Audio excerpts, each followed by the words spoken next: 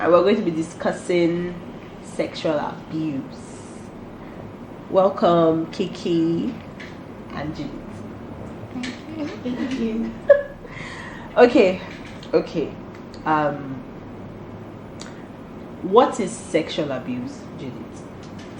To just put it in simple terms, sexual abuse is forcibly, or would I say, is forcing sexual actions or acts upon a person against their will.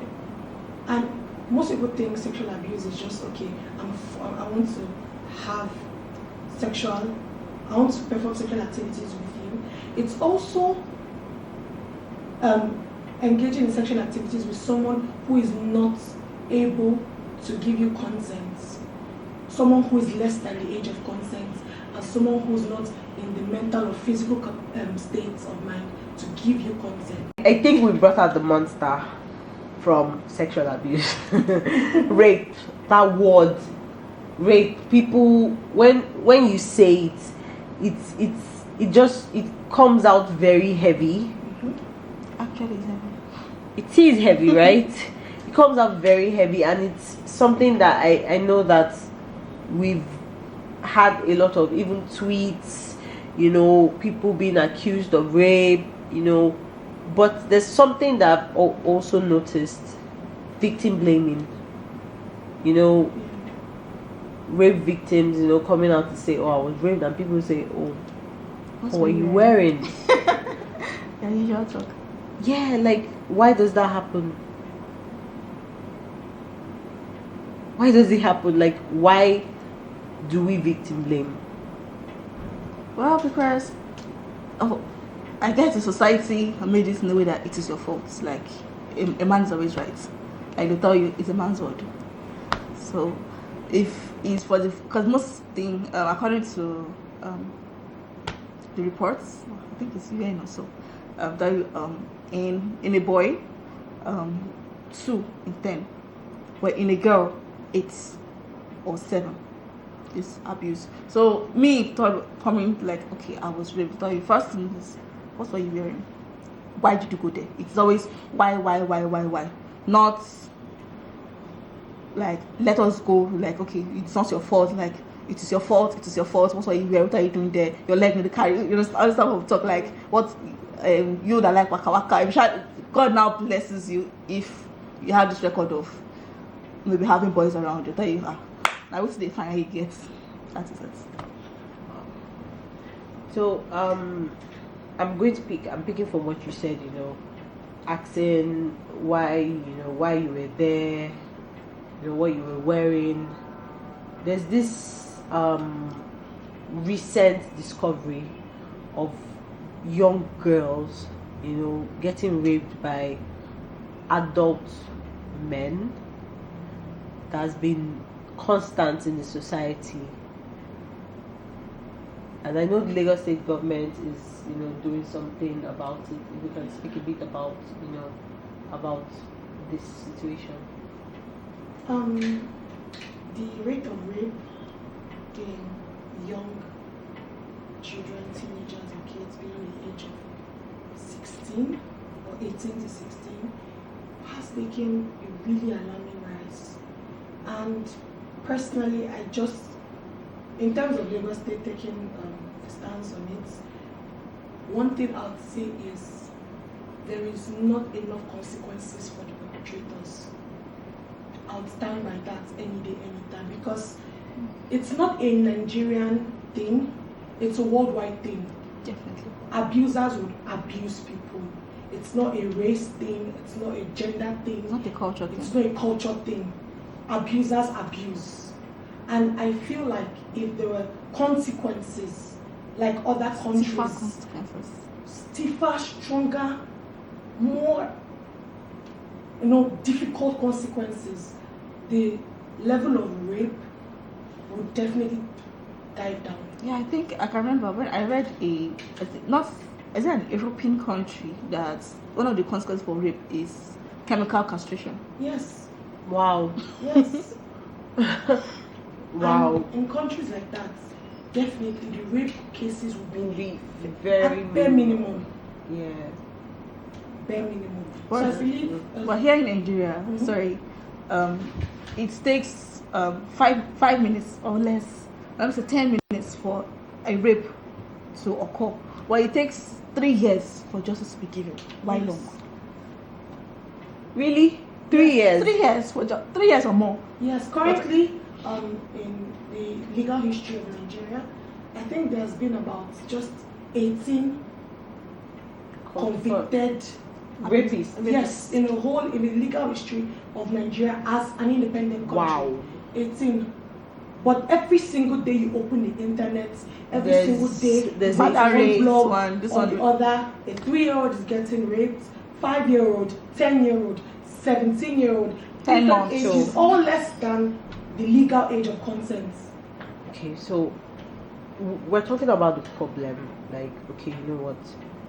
People are being raped. Someone, she's raped. She was raped. What's the cost? Like, can we say there is a reason this is happening? There's a reason why somebody was raped. People would want to talk about reasons of, oh, why were you there? What were you wearing? But I say this, if you cannot touch your mother for wearing a certain thing or being in a certain place, you should not touch a female in that same situation. If your mother should walk out That's deep. naked, you throw your face the other way. That's how it should be for a woman who doesn't, for a woman or man who doesn't give you consent. That's what I believe. People just do things because they can do it and get away with it. That is why rapists rape, because they can do it and get away with it. If one rapist is being apprehended, being punished, tortured, and convicted, I promise you, it has dissuaded a lot of people coming behind him. Yes, definitely. Yes, so I just feel like people are getting raped because rapists are getting away with it. On that issue of what were you wearing? Okay, when it first started, I was like, what were you wearing? What silly question is? But when I read the case of the hijab girl that was raped in her father's house at Ibadan, and my mind was like, what was she putting on? Like, what were she putting on a hijab? Like, compared to okay, the baby that was raped, I was like, why would the baby wearing pampers? Like, what the audacity? Exactly. Why was wearing pampers? See the diapers you find appealing? What because they always put it that Okay, you appeal to me in a certain way and I have to take you. I read I think one of the guy that was one of a rapist. He said he was attracted to the baby's tie. I was like, excuse me, what did you just say? The baby's tie, like, so the baby was attractive. I was like, excuse me? Wow. Now, I believe a human being like that shouldn't be among society. Shouldn't be among society. Shouldn't be existing, living, interacting, and carrying out day-to-day activities within society. So I want to bring out, the female child in this situation. Both genders are actually, sexually abused. That's the truth. But I want us to delve into the female sexual abuse, like female child sexual abuse. There's been a lot of girls that have been sexually harassed, abused, and later in future, most women will come out and say they can't do certain things because of something that happened to them, when they were younger, and people will be like, but that was when you were young. I would actually want to, ask you this: what's the impact of sexual abuse on the female child? The thing is, when you let me use this example now. As growing up child, and somebody accuses child of, oh, you stole my meat. Later, you realize that the meat was still in the pot, but the child is already damaged of being accused of it. You understand? And you do not go back and say sorry about it. I tell you that word sorry is very, very huge. Like, sorry about it, you're not a thief. Okay, I'm sorry. You understand? And the child grows up. When you get a child, there is this is it anxiety, I should call it, or this person will have this panic attack, like, oh, thief, or like, oh gosh, hope it's not me. That's what it does in the future if it's not treated. Treated. Okay, so sorry please, how do you treat sexual abuse, or how do you treat trauma of sexual abuse? Because First, when someone has been abused, you don't blame the person like it's your fault. First of all, believe the person, then psychological help, therapy. So that that person therapy, just therapy. Like that person have a psychology evaluation. Like, okay, it's not your fault. It is not this one. So the person will just like move out from that. Should I call it sin, or from that place environment of this, not environment of your house or anything. Like I call it my internal environment, because as I am now, I call like, okay, Kibika, snap out from this. Like when I'm okay, there was some time that growing up, like one in every girl in a house can be abused. Growing up, I was sexually abused. Not the same, but sexual abuse is huge. Like even harassment or anything. Yeah. At times I was like, okay, till today I feel like you don't touch me. I don't like it, because I'm already used to like, oh, this is like, don't touch me. People are like, what's in there? Don't just touch me. I don't like it, because I can be so aggressive. Triggering. When you touch me, I can be so aggressive. So I remember when I was in school, so I was standing, somebody touched me. As I was turning, I slapped the man. People were like, "Include your body today." I said, "Just leave me alone," because like I went out and I was shaking. When I was like, "What's wrong?" I said nothing. So the next thing she just said, another person just came like, "Include your body has gone to the hospital, but if you touch me, I slap you. Don't touch me." Wow. That's the thing is, if it is not treated, you have this panic attack, this thing. So that is what it is. Wow. But are there, is it free, for this psychological evaluation? Because I think many people would want to have this opportunity to speak. I don't know if it's free in some hospitals, but Mirabel Center is free. And Mirabel is attached to Lagos State University Hospital, Mirabel Center. Mirabel Center is free. I think Warif also is free. Sisiyara is free. Okay. I don't know, but I think it's free. There are some NGOs that are registered under this. If you reach out to them, they can help you with some shelter houses that are free. Okay, but getting justice, who helps with that? Nigeria is not so happy now. So I personally feel like the very first step to helping victims feel better is it starts from their immediate environment. When I mean their immediate environment, something happens to me. Most times, it always starts from not having anybody to even tell in the first place. Most victims can't speak out. That's why there are a lot of anonymous platforms on Instagram, on Twitter. You see people coming out to say their stories because they genuinely have no one around them they can trust. Not someone that's, they have trustworthy people there, but they're scared of judgments. They're scared of being blamed. They're scared of the stigma around it. Exactly. They're scared of the discrimination. They're scared of even attack and disbelief. People start saying things like, after how many years? Why are you coming after how many years? People start saying things like, are you sure? Maybe you were not in your... There's no maybe. And you know the funniest thing? Even during sex, I can withdraw my consent. Yes. I can have sex with you. I'm like, okay, as far as let us have the sex. But at the point, I'm like, I'm not doing it again. Yes, once you continue, it's rape. Once you withdraw your consent. Once I withdraw my consent, it's rape. Okay, but yes, once you withdraw your consent, it is rape. And you go ahead. Depends on if the person go ahead with it, it becomes forced. So it is that rape. Because at that point in time, I'm no longer interested. Well, I would think now our current mothers of today, because since when they grew up, most of them were abused, so they don't want that cycle so sort of happen again. So I think they're now becoming woke. Like, okay, like at least they are better than the old generation of our grandmothers. I understand the concept of wokeness, but I feel like the same way mothers or parents have evolved.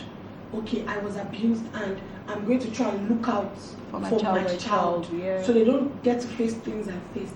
The same way these perpetrators and these abusers have evolved as well, where you see things like grooming. Yes, like it happened to child me. grooming. So Now it's not Yeah. going to be the outright, oh, my uncle is here and is forcing me No. to trying to tear my clothes and trying to Mhm. gain access to my body. It's the okay, now let me talk a bit about grooming. Grooming just has to do with you as an individual targeting and identifying a victim, and making moves like isolating that child, moves like gaining that child's trust, moves like eating on their weaknesses. yes, Wow. and moves Eating like on their also weaknesses. being a part of that child's life in a way where that child kind of unconsciously relies on you. So now when you start carrying out those terrible acts on that child has an unconscious feeling to protect you. They don't want to speak up because you make them know that, okay, this is between us. You give them that choice that this is our thing. You Like start Uncle A has exposing been them. there for me, so I can't. We have been there for each other. You start exposing them to pornography.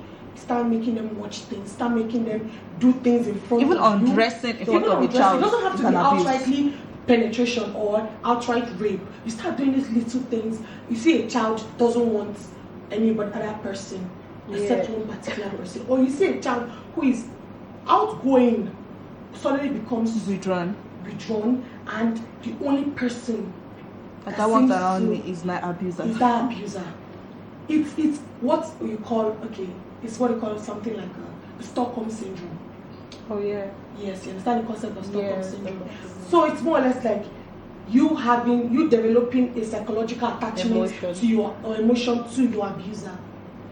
And it happens a lot with teenagers and kids, toddlers, where you feel the need to forgive, you feel the need to make excuses for your abuser because that person has instilled themselves in your life. And on the long run, in the future, you see them coming out like, oh, I was this, I was. That's why they're like, oh, that's like I read is it a tweet or an Instagram post where a girl wrote that's Uncle so God will punish you, I will not forgive you.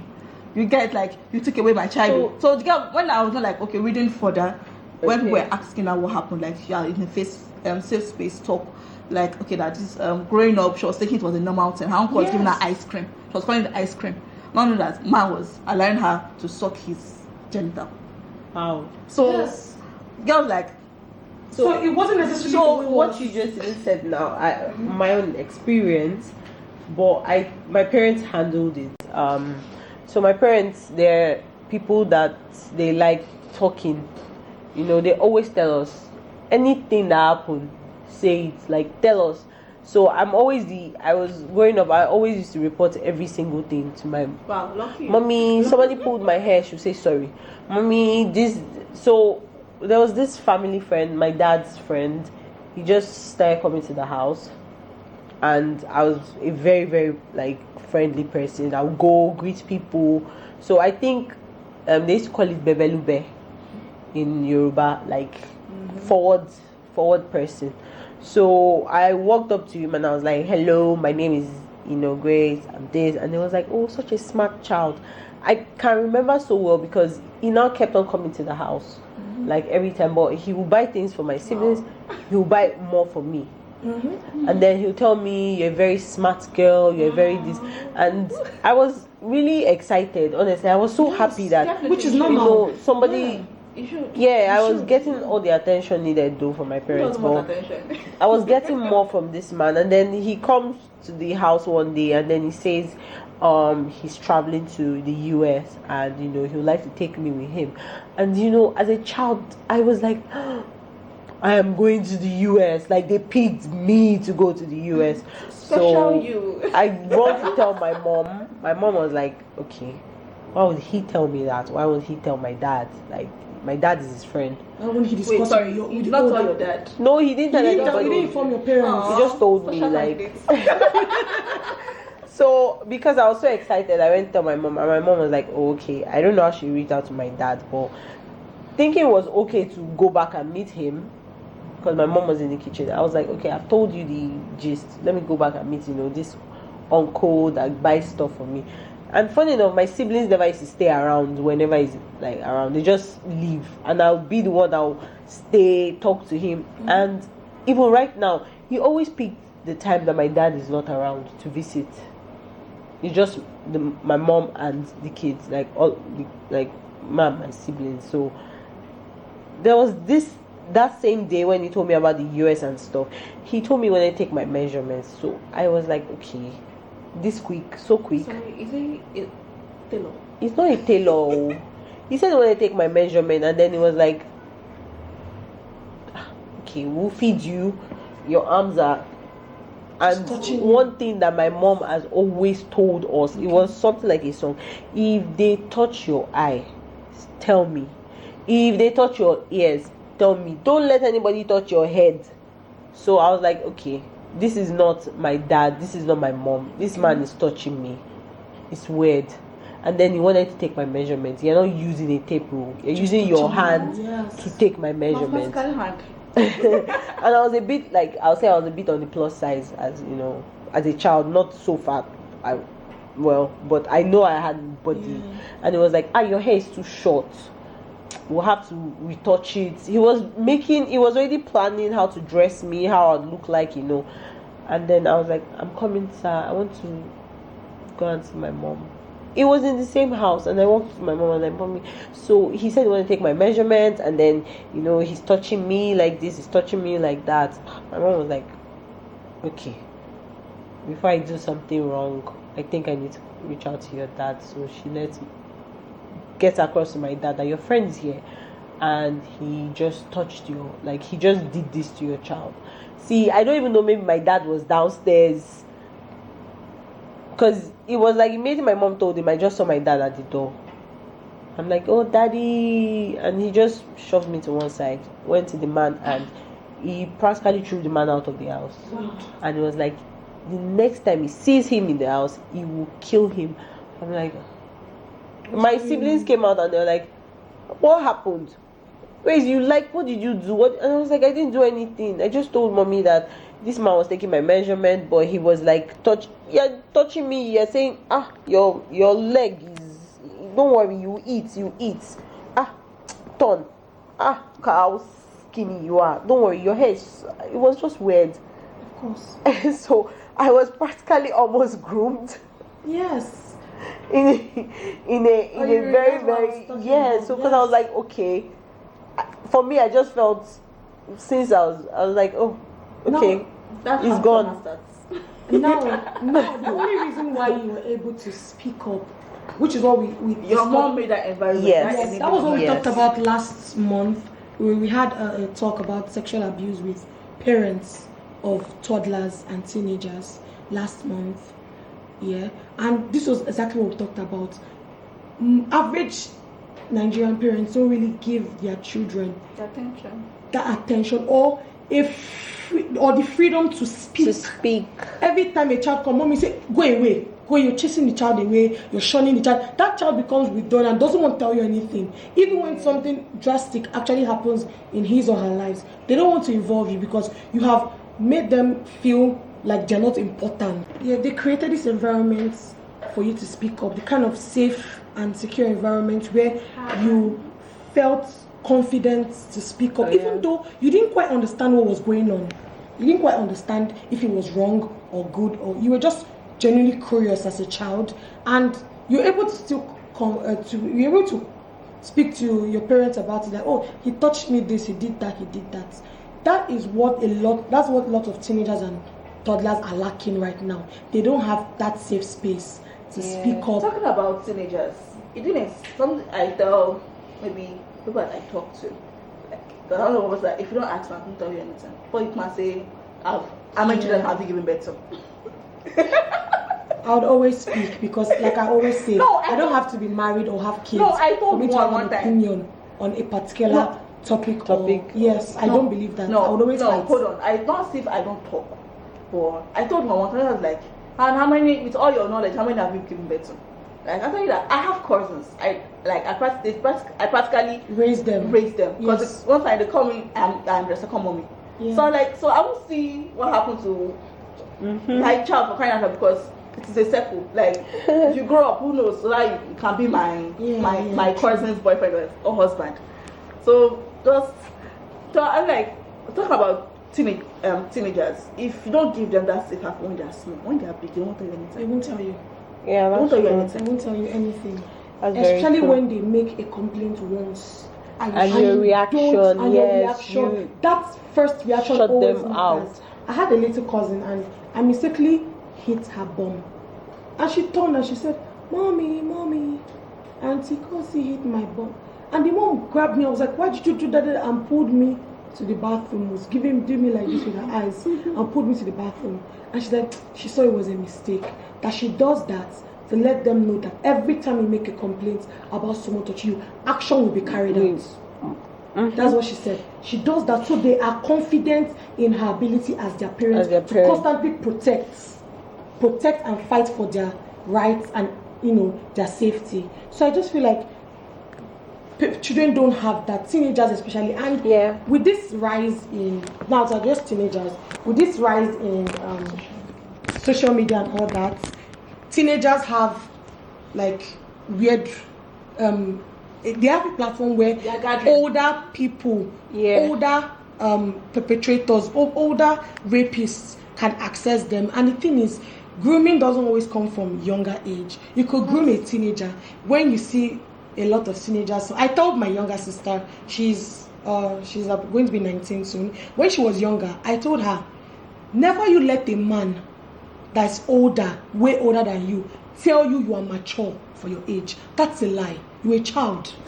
You are 14. Someone in their 30s is telling you are so mature for your age. That's why I like you. It makes you feel special. That is still grooming. But the thing is, you think you're smart enough to be able to decipher these things, but you are not.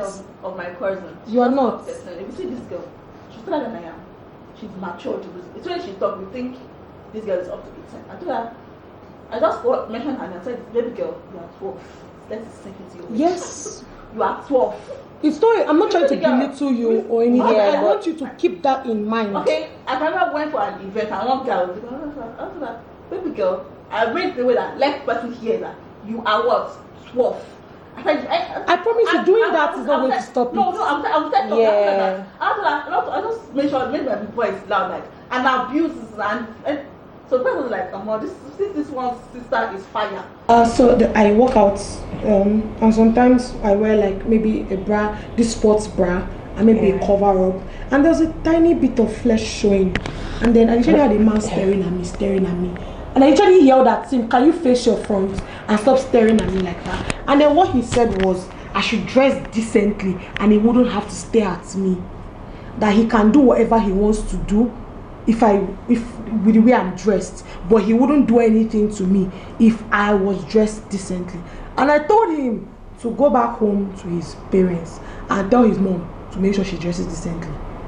That was what I told him. She sent him home. I sent him back home. Yes, sent him back home. Me of when I was going to school one time, I was dropping my bike and the bike man like touched me. Like I said, I become aggressive, touch me. I was like, don't touch me again. I was like, listen to you, but say something like that to everybody. I was like, are you talking to me? Are you? I was like, yeah. And the next thing he said was, Asha said this, I'm used to that. Yes. But every lady, like Fireboy said, all of us. Is Asha. Before I left, and after greetings to your mom, the senior Asha, and I left. Wow, burn. Yes, I've had greetings to your mom. I've had police. There's a time I went to get food and I had a policeman rob my body. I was wearing Nika.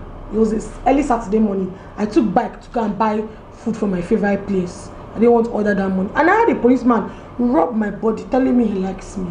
And I've also had a policeman tell me to my face that with my body, that if I enter the station, he would rape me. He was in his uniform. He told me that to my face, that he would rape me and he would do all sorts to me. The thing is, people have too much confidence in this country. As in to the audacity that they is overflowing.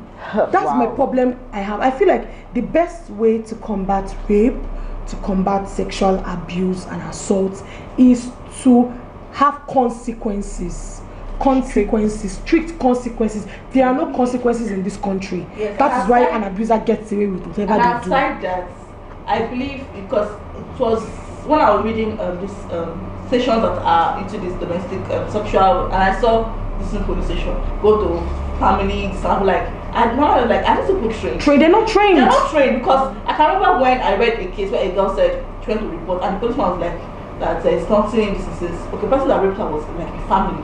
like the family issue, and she didn't have to talk to them. I was like, excuse me. I was shocked. I was like, no, but like, I have to read it. Like, no, maybe I skipped a part, or maybe I'm mixing the papers I read together.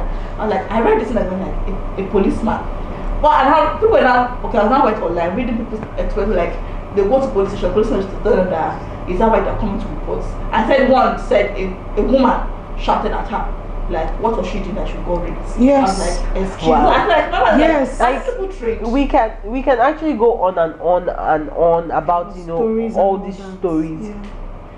But right now, you know, what would you like to say, you know, to somebody that is going through this situation and feels, you know,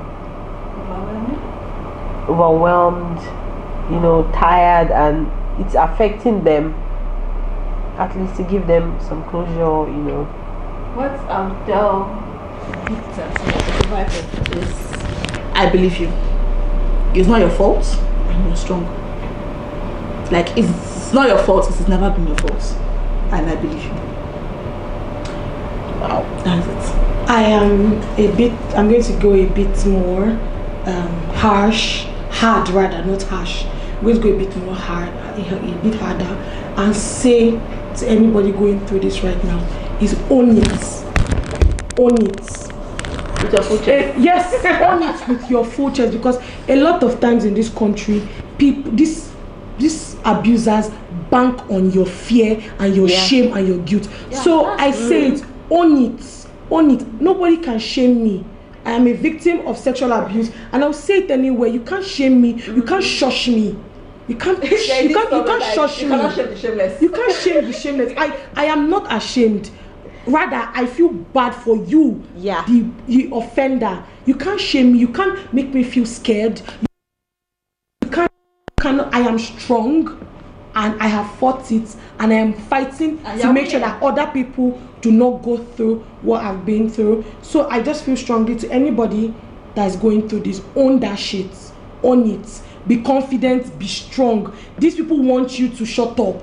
These people want you to these people want you to cower in fear. But no, you need to own it. That's and what I realize that once you own it, then they go down like, okay, this girl is bold. Yes. Or let me say the guy or the girl is bold. You are bold, like, wow, she's bold enough, meaning that is how others will come out. abusers step back from victims, from potential victims. They look at you and they're like, no, this person seems too outspoken, this person seems too forward, they go for timid people they can easily intimidate, people that they can easily take over. I'm not saying that they don't go for people that are outgoing too, but I'm just saying that is their common targets.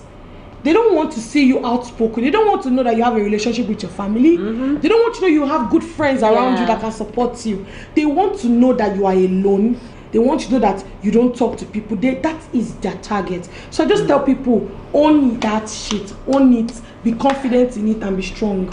Thank you so much for, you know, taking our time to do this. And people, if you're going through this, we're going to put their social media handles, you know, on the screen so that you can reach out to them, and also you can send us a DM if you want somebody to talk to, no matter the age.